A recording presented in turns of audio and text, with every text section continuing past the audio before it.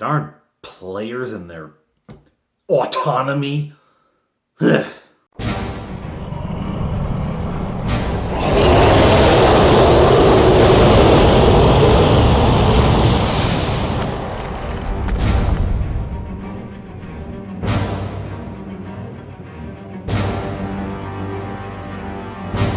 Hello everyone, I'm Father Aaron. Welcome to the Dungeon Master! So, in our last adventure, you may remember, and if you don't, go check out the adventure. In our last adventure, our heroes had cleared out the, former hideout of their werewolf enemies. Garrick, the gnoll who had tipped them off to the location of this hideout, had not lied. He was being honest. He just had old information. Garrick secretly hoped that the party would go find the werewolves and, either kill all of the werewolves who had been unkind to him, or, his real preference, the werewolves would kill the adventurers. No such luck. They found instead just 2 werewolves and then 6 dire wolves in a... you know what? Just go watch the other episode. That'll be easier. I'll wait here while you go and catch up. Did you catch the game the other day? Yeah. Wild stuff. Wild stuff. Yeah, I couldn't believe the outcome. Yep.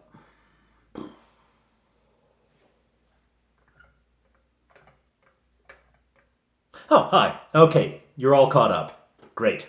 Anyhow, there they are in the statue room where, as you just found out from the other video, they have acquired a shield and some treasure from the statue of Borvo. Borvo, the healing god in whose temple they are. Now, I had meant this shield, this magic shield, -1 to your AC, I had meant this shield to go to Touchberry. That was my intent. Touchberry is the tank. He goes into combat first, almost always. He has the most hit points, and he's already got a shield, so he'd already know how to fight with the shield, etc. And Bob Johnny has the great axe, which requires 2 hands. Fleetwood was hoping to learn how to dual wield, a sword and dagger kind of thing, so he's not going to want a shield or be able to use one, but for whatever reason, Touchberry, having been disappointed not to get the Gauntlets of Ogre Power, which Bob Johnny took, ends up not getting the shield either. I don't know how this works. I don't know where the logic is, but I'm not playing, I'm just DMing, so okay. Fleetwood takes the shield, at least for now. He kind of has a sense that he's not going to keep it, but for now, he's got the shield. I tell them that their earlier explorations of finding the aging, anti-aging passageway, secret passageway, and finding the statue room and all of that, that took a good portion of the day, not the entire day by any stretch, but a good portion of it, and they decide, because they're all a little down in hit points, they decide they're going to spend the night in the statue room. It has a secret door, they can seal themselves in, and they feel pretty secure inside, and so they are. They still set the watch, they always set a watch, and during Fleetwood's watch, which is the first of the night, he does hear something. Outside the door, he hears the snuffling and a low growl of some large canine... Well, of course, it's one of the dire wolves come back, right? It's one of the dire wolves returned to its lair. It's snuffling around. It can smell them. But dire wolves are semi-intelligent. They don't understand secret doors. They may understand doors. They may understand basic battle tactics of sending 2 around to the side to surprise from the flanks, but they don't understand secret doors. So the wolf is confused. It can smell the presence of, 2 elves, a halfling, and a human. It knows they're here somewhere, but where? Can't see them. There's no door here, So it goes back into the large hall, which all of the wolves had been in, to find out what's happening there. When it goes in, it discovers the bodies of some of its fellow wolves, including their leader. The pack leader is dead. Well, that seals it. It's over. The wolf leaves. So Fleetwood again hears the wolf passing, but no trouble. He decides there's no reason to wake the others, so he does not. He merely, when it's the next guy's turn, I think it's Bob Johnny is the next on watch, he informs him what happened. Bob Johnny tells Touchberry. Touchberry tells Faux Fire. They all know what's going on, but there's no need to, don weapons and watch the door or anything. So the night passes. In the morning, of course, they roll for hit points. What did they regain over the night? They all went up some. I do tell the elves, roll an additional d6 and add your constitution bonus because they have leveled up. Now, I normally save the leveling up for when they get home, but I knew in this case it wasn't going to have a huge impact because they're going up a level, which means they get another spell. In fact, they will become 5th level and be able to learn a 3rd level magic user spell. But they don't have any. They don't have them in their books. They don't have any scrolls of 3rd level spells. So it's not going to give them a huge advantage in this game. It will give them a little bit more hit points, a few more hit points, right? And so it's not a big deal. I think, we'll just give them that. Because what I have planned shouldn't be that dangerous. Yeah, I know. Anyway, where are you going to go? They decide they will actually leave by what they consider the back door, the close exit, a staircase that leaves the room that is adjacent to the secret chamber. They decide they're going to leave that way. And I'm glad they did because they come up into the middle of a stone circle. An ancient stone circle which has partly collapsed, and in its collapsing, hidden this entrance from view, this stairwell cut into the top of the hill, hidden from view. Touchberry specifically says he wants to look for tracks, and he finds them. There are wolf footprints all over this area, and human as well. The werewolves came and went this way, sometimes in human form, and this used to be a major center for the werewolves. There were a lot of them here. So this area saw a lot of foot traffic, but just not recently. Anyhow, they do find the tracks, and I'm expecting them then to strike off home. And in fact, Touchberry keeps saying, can we just go home now? I want to go home. I want to go home and eat something other than rations. But Fleetwood says we should keep checking up this lake. There may be other caves. Maybe other caves. Anyway, there may be other caves, and we might find a value. We might find the other werewolves. So they say, okay, that's what we'll do. We'll go north along the lake looking for more caves. But here's the thing. I had decided that this hill is just riddled with caves, tombs, and temples from an ancient civilization that considered the lake beside the cave sacred. And I invented this in order to have an easily accessible, ready source of adventures for any time that we wanted to divert from the main plot. If we just wanted to turn aside and have a good old dungeon delve, I could put it here. I wouldn't need to invent reasons for it to be there. I wouldn't have to invent a whole lot of backstory. Built-in lore, there it is, go find one. So, in my head, there's a lot of caves here. There's a lot of caves in my head, too. Beat you to it, didn't I? You were gonna say it. You were gonna say it. Anyway, there's a lot of caves in this hill. So I'm thinking, well, yeah, you'll find them. So they head up the lake shore. And I tell them, yeah, you find caves. It takes a while, and you have to hunt for them. A lot of them are covered over, hidden, lost to time. Maybe they were obvious in their day, but they've been overgrown. But yeah, you find a lot. Well, do any of them look like likely hideouts for werewolves? I don't know. What does a werewolf hideout look like? You're not finding any wolf tracks around them. Maybe an odd few here and there, but nothing like you found back at the other place. And I'm trying to lean on the evidence that that was the place Garrick was talking about. I'm trying to really push that. But they're not hearing it. They want to keep looking.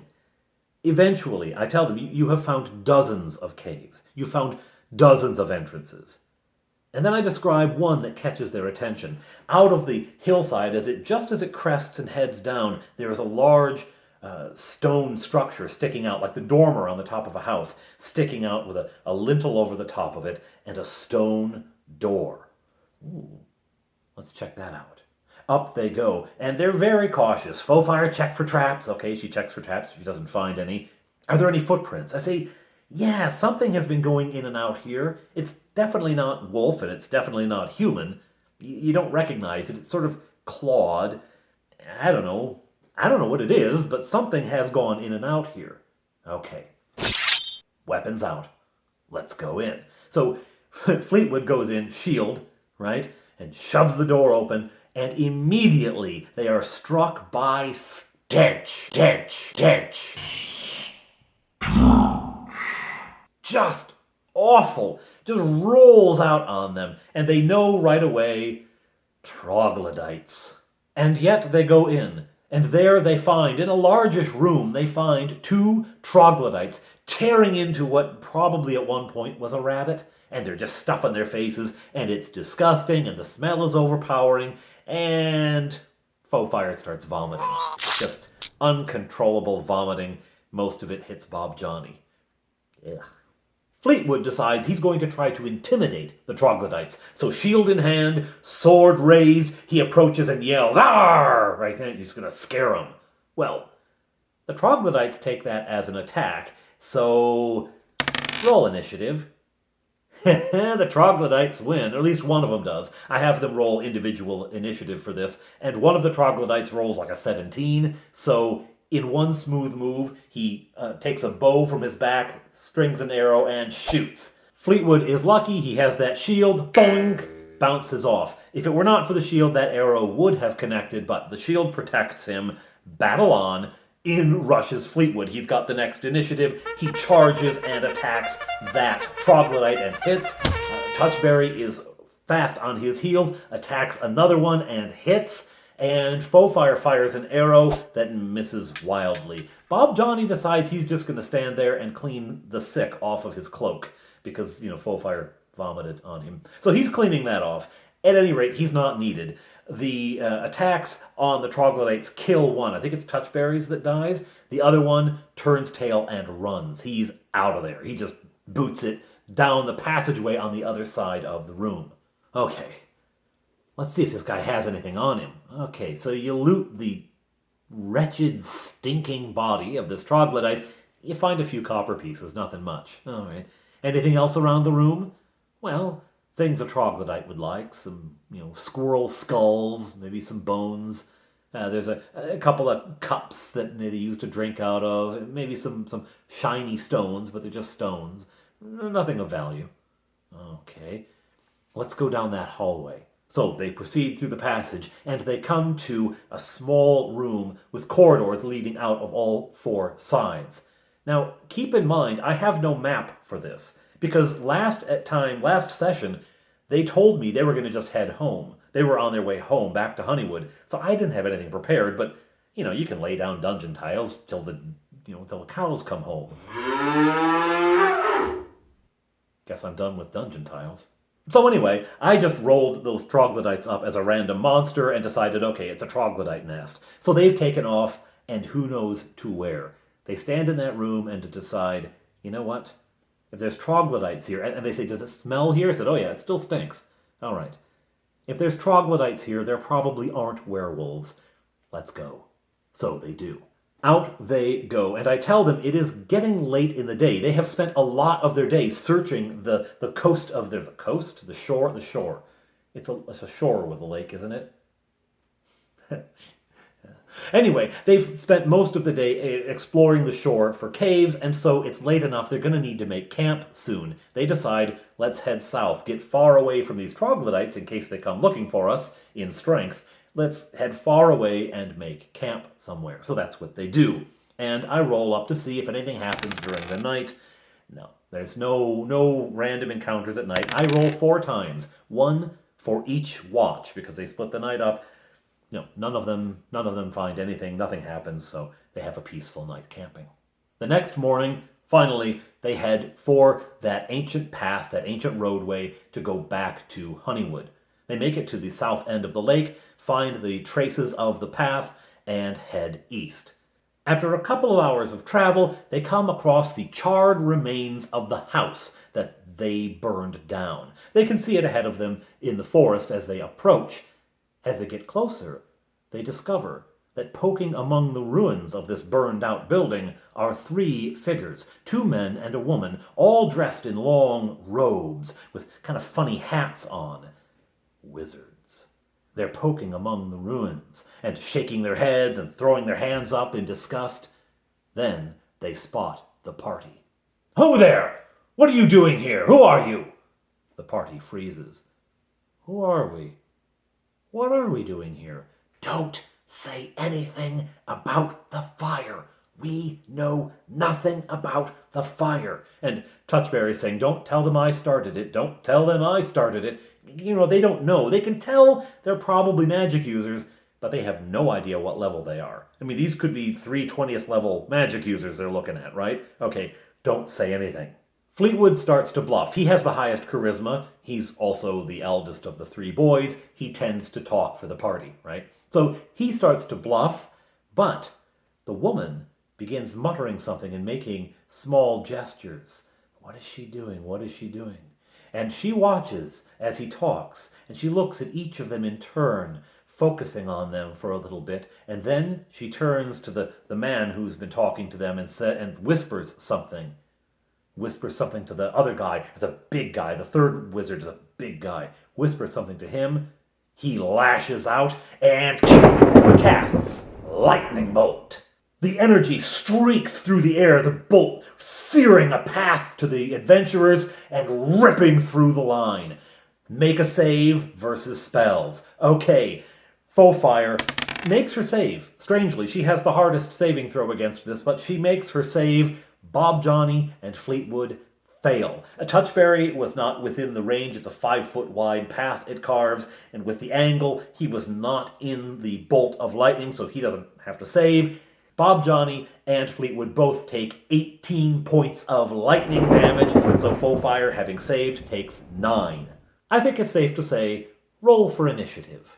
Bob Johnny gets the next shot, and he casts Magic Missile. Now, he has moved up to 5th level, so while he doesn't have any new spells, some old spells will have new effects, and Magic Missile is one. For every 5 levels of the character, you get an additional 2 missiles. Now, the way it's described in the player's manual, it makes it sound like you have to gain 5 levels, so get to 6th level in order to shoot 3 missiles. But here's the thing. Elves are limited to 10 levels, right? So by that logic, he could shoot 3 at 6th level and never get any higher. He would never get up to being able to shoot, 5 missiles, right? He'd never get there. So I decide that I'm going to take the first half. It says for every 5 levels, you can shoot an additional 2 missiles, and then it says that a 6th level could shoot 3 missiles. So I decide to ignore the second sentence and just go with the first and say that at 5th level, he gets 3 magic missiles. DM's fiat, okay? So he casts it and 3 arrows appear, and now he can pick targets, and he does. He sends 2 toward the big guy who just lightning bolted everybody, and 1 toward the woman who clearly had cast ESP on them. I mean, they know the spells well enough to recognize what happened there. And so, wham, those slam into their enemies, and now they know they're also dealing with magic users. Suddenly, the leader of the group, the smaller guy, vanishes. Poof! Gone. Oh, great, they say. Invisibility. Fleetwood steps forward to catch both the big guy and the woman in a web. It works, he catches them, but just as he has cast that and ensnared those 2, the other guy reappears, stabbing Fleetwood in the back. Ow, that takes some damage. Then Fleetwood whirls on him and attacks him. Bob Johnny gets in on attacking him as Touchberry rushes up to attack the big guy in the web because he knows he may have fireball, he may have some means of burning these webs away, escaping them. He doesn't want to let him get away because this is the guy that lightning bolted his friends. So he runs to attack. As he does, the big guy fires Magic Missile. So he's in the web, but I never make it, a requirement to use huge gestures for spells, right? There is some movement involved, but in the web you can gesture, you can move. This is again DM's fiat. You can cast spells from inside the web because otherwise this battle's already over. So he casts Magic Missile from within the web. He also shoots 3 missiles. That does tell them that he's not 20th level, at least. And 3 arrows fire out. 1 for everyone, save Faux Fire. Faux Fire is the furthest away. She doesn't get a missile. And they all take some damage. And the 2 who took 18, Fleetwood and Bob Johnny, are now looking pretty bad because they're taking some hits here. Faux Fire, although he did not magic missile her, she decides that she will, normal missile him and fires an arrow in his direction. And I mean in his direction because it does not hit him. It sails into the woods. It almost hits Touchberry, actually. About this time, the woman, who's also in the web, casts a spell, and they see a shimmering covering her body. She has cast Shield on herself. All right? Touchberry goes to stab the guy in the web and hits. Obviously, he can't move, so he gets a huge bonus to his attack roll, right? And Fleetwood and Bob Johnny are both going after the other guy who had been invisible, the leader, right? This guy decides it's time to get out of here and suddenly soars up into the air. He has cast Fly. And so he's flying up above them. He wants to get out of this whole thing, right? Faux Fire tries to shoot him out of the sky, but again, misses. Oh well. Suddenly, Fleetwood shouts, "Hold! Hold! Let's talk!" And everything stops. The flying wizard swoops down and lands on the wall of the ruined house and spits down at him. "What do you want to talk about, elf? Why did you attack us? Why did you fire a lightning bolt at us? You burned this house." Okay. Yes, he knows it's no sense denying it. The woman has ESP. She's read their thoughts. Yes, we did. The door was open. We didn't know anyone lived here. It's out in the middle of the woods on an abandoned track. We didn't know anyone lived here.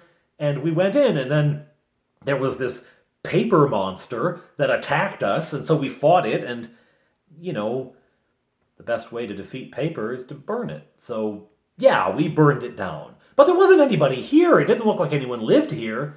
"No one lives here, but it is ours." Okay. Very sorry. Very sorry. We'll pay for damages. "You cannot replace what was lost." Can't replace what was lost. Now, here's the deal. The wizard on the wall... that sounds like a good adventure, like a module or something. Yeah. The wizard on the wall is just stalling. The wizard on the wall will stall and stall and stall because nearby there is a camp of their goons, their soldiers, their muscle, and suddenly out of the woods they burst. 6 bugbears and 2 gnolls come charging out of the forest. They have heard the combat, they've heard the shouting, and here they come. Fleetwood whirls around and instantly casts Sleep. He suspected that the wizards would be too high of a level to catch with Sleep. Sleep only catches creatures of 4 hit dice plus 1 or lower, and Lightning Bolt can't be cast until 5th level, so they kind of figured... Anyway, he figured the wizards were too high level to be caught by the Sleep spell, but bugbears? Gnolls? Yes. So he casts Sleep on them. All right, we'll roll the dice to see how many go down. How many hit dice worth... 5.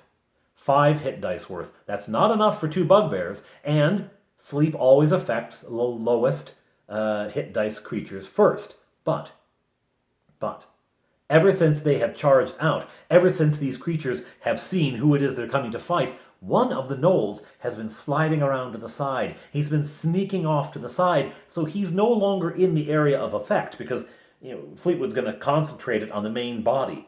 So, down goes the gnoll that's left, because there were 2 gnolls. The remaining gnoll goes down, and so does one of the bugbears, fast asleep. The others charge in to attack.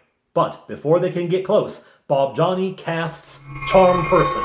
He's kind of running out of spells here. He casts Charm Person on the biggest, toughest-looking bugbear there is, and the bugbear, yeah, he doesn't come anywhere close to succeeding the saving throw. "Hey! Oh, buddy! Oh, buddy! How doing? How doing, old buddy?" I don't know why they always sound like that when they're charmed, but they do in my world. Anyway, this bugbear is now Bob Johnny's best friend, and he tries to stop his companions from attacking the party, right? All he manages to do is keep the bugbear who is going to attack Bob Johnny from getting to him. So he blocks the way and keeps that guy away from Bob Johnny. That's all he can manage, the fight continues with the others now. They're one-on-one because there were 6 bugbears originally. 1 went down to sleep, 1's charmed. There's 4 left. 1 is being held back by the charmed bugbear. The other 3 go after Touchberry, Fleetwood, and Fofire. There's a back and forth in that combat. Some hits, some misses on both sides. And then it comes to Bob Johnny's next turn. He decides he's going to web the bugbear that the one guy is holding, right? He's going to web him, and his reasoning is, I don't want to hurt him because I don't want to make my new best friend angry with me. I don't want to break that relationship, but I do want to stop him, right? So he says to his new best friend, hey, come over here, get away, come here.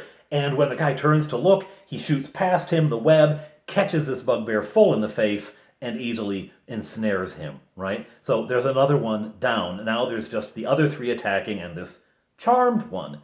Well, the other players are telling Bob Johnny, just keep him busy so that we can fight his friends and he won't try to interfere. And that's what Bob Johnny does. He keeps trying to get his attention, keeps trying to keep him with him, right? And the bugbear's worried about what's happening. He's like, no, stay here. You need to protect me. Help me. And that convinces him, all right? Now, the wizards haven't been idle during this time. The big guy is kind of out of spells that he can successfully use. He's got one more trick up his sleeve, but he's going to save that. The woman has cast haste on herself and is busily ripping away at the webs. The manual says that you can break, with an average strength, you can break out of a web in 2d4 turns, I think it is. So I've rolled that, and it's rolled up 30 minutes. 30 minutes to get out of this web. Well, she casts hastes, so she doubles it. So she's tearing away. And I also give her a slight advantage because when Fleetwood cast it, they were close enough to get both of them, but she got a partial. He was really aiming most of it at the big guy because he was the most dangerous with a lightning bolt. So she has kind of part of the web. It was enough to ensnare her, but kind of half and half. I kind of fudged it on the measurement. She probably should have been free, but I let him grab her too. So I thought, you know what, I'm going to give her an advantage here to tear out of this thing a little faster. So she's tearing away with haste, double time. Meanwhile, the flying wizard has tried to cast light into Bob Johnny's eyes, hoping to distract him, but Bob Johnny makes his save, so it doesn't work at all. And Fofire, as her bugbear gets caught up in just the logistics of the board, he can't get to her, she takes a shot at the flying wizard, and he decides, that's it, and flies out of there. Now the big guy is screaming, coward, come back, you coward, after this guy. Lumiko, get back here! But he's off. Meanwhile, the woman is getting closer and closer to escaping. That other knoll is getting further around to the side. He seems to be trying to flank them somehow. At any rate, they can see what he's doing, so they're not going to be surprised, but they watch him as he goes. Around then, bugbears start fleeing. They've been taken down enough in hit points, or they get one huge blow, and I roll for initiative, and they just give up. That's it. They're out of here, right? Seeing their masters, the wizards, ensnared and fleeing themselves, I give them some penalties on the morale roll anyway, and they're just getting beat up. So 3 of them go barreling off into the woods. Of course, one of them is charmed, one's in a net, and the other one's asleep, so those are staying around. Off they run. Finally, the woman breaks free of her webbing, and she is going to run off kind of west direction, but she runs directly into that knoll who's been creeping around, and he thrusts a spear at her and actually hits. He hits her. She takes a bit of damage. She's got plenty of hit points left, but she decides to reroute and turns and goes the other way, booting it off to the east down the road. She zips between all of the heroes, and they each get an attack as she passes. It's Bob, Johnny, and Touchberry, I think. No, it's Fleetwood and Touchberry get an attack as she passes, but they miss. And she zips off. Fofire shoots an arrow after her and does hit, but it's not enough to bring her down. She's gone.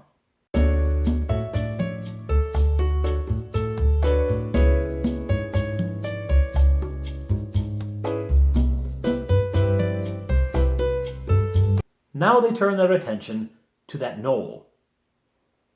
Chumley? It is you! Chumley, the knoll that they met long ago. long ago, when they raided the gnolls and kobolds, the remaining kobolds, it's in the episode Gnoll and Void. They meet him, he's drunk at the time, and they take pity on him and they let him go.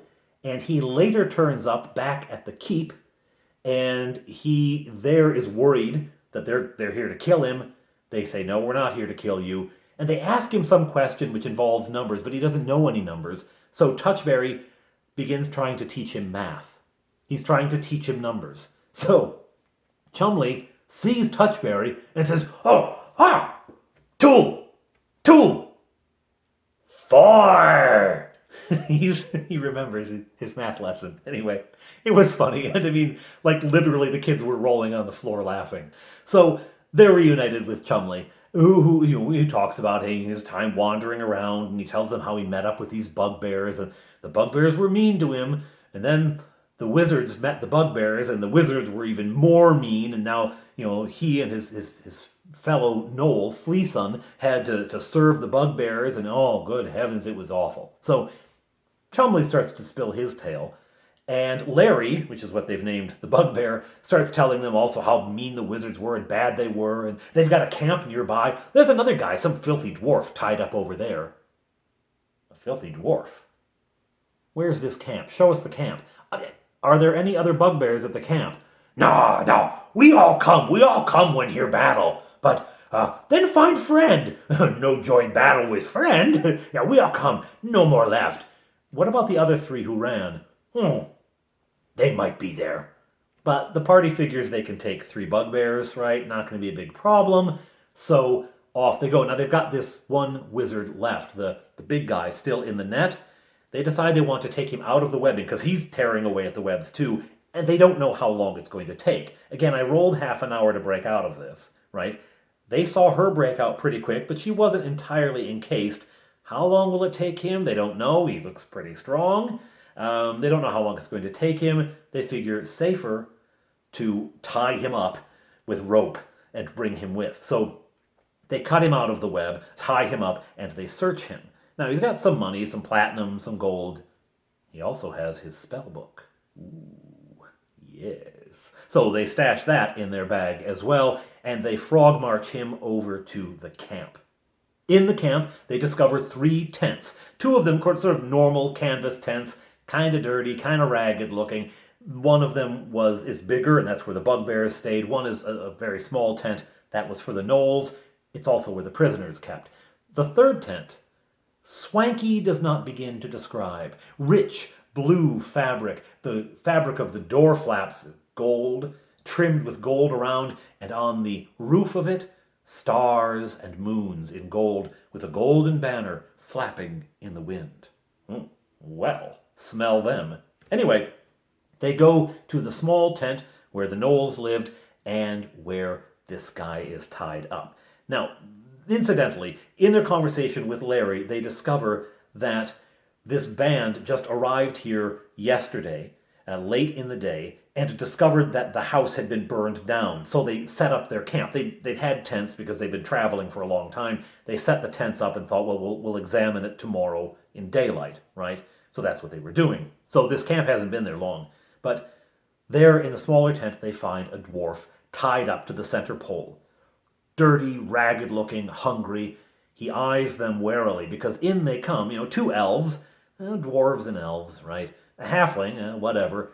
A human, okay, but they're keeping company with a gnoll and a bugbear. These can't be good people, right? These can't be nice people. He's afraid, he's suspicious.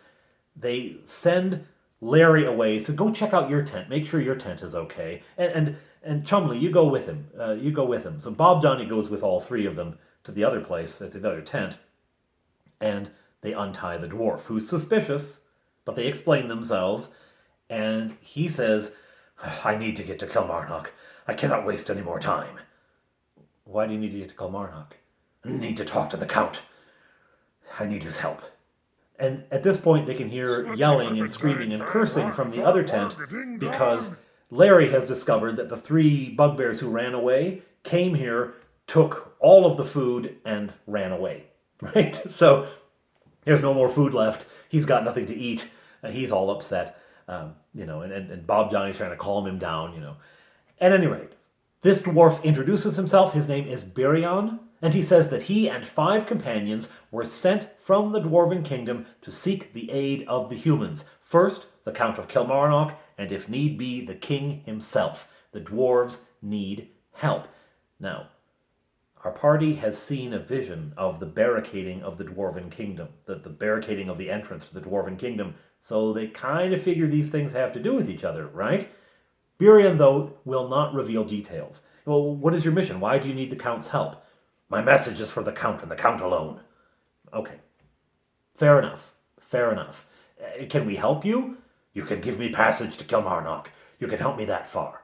Okay, that's what we'll do. Now, Birion, the dwarf, will not tell them what his message was, but he will tell them that he and 5 companions left the Dwarven Kingdom on their mission, and that south of here they were set upon by these bugbears and gnolls and 3 wizards. He and 1 other were taken captive. 3 were killed.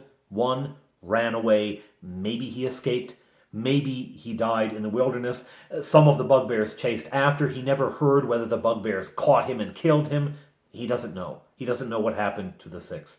But he and a companion were taken captive. They've been traveling back northward ever since, and last night the bugbears lost control and killed the other dwarf. So now he's the last one of his party that he knows is still alive. So he feels it is his mission. He has to do this. All right, well, we were going to go to Honeywood, but the party decides, let's help Birion get to Kilmarnock. We'll do that instead. All right. And you know what? Kilmarnock would probably be a better place for this big wizard, whose name is Merhaja, by the way. I don't know if I'm pronouncing that correctly, but it is Finnish for murderer. Anyway, some fun with Finnish. So they decide they're going to help Birion, which is Welsh for short, and again, I don't know if I'm pronouncing it correctly, but anyway, they're going to help Birion get down to Kilmarnock, and that's how we end. At the very end of the adventure, they go back up to the road, or the old path, the old ancient road through the woods. They do loot one of the sleeping creatures, the sleeping bugbear, because he has a hand axe, and that happens to be Birion's favored weapon. In fact, it actually is his hand axe, because it was better than the one the bugbear had. So he gets his hand axe back, and they all begin to proceed eastward on their way to the road which will take them to Kilmarnock.